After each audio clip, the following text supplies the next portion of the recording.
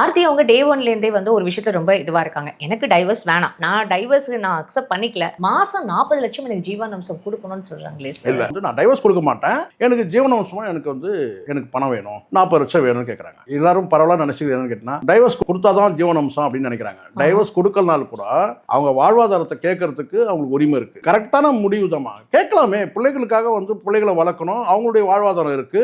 எந்த தைரியத்தில் இவர் பாத்தீங்கன்னா நான் 2 பிள்ளைகளை கொடுத்துட்டு இவர் பாட்டுன்னு கிளம்பி நான் கெனிஷா கூட போறேன் அப்படின்னு நீங்க சொன்னீங்கன்னா அப்ப அவங்க கேட்க முடியும் தானே. கெனிஷா இவ்வளவு பொறுமையாலாம் இருக்க மாட்டாங்க. ஆனா என்னடா இவங்கிட்ட கேட்டா இவன் அங்கேயே 40 லட்சம் தரம் போல இருக்கு. இவங்கிட்ட கேட்டா இவங்கிட்ட கேட்டு இருக்கிறாங்க. இவனை வச்சு அங்க வாங்கலான்னு பார்த்தா கெனிஷா தான் பிரச்சனையே. இப்போ ரவிலாம் பிரச்சனையே கிடையாது.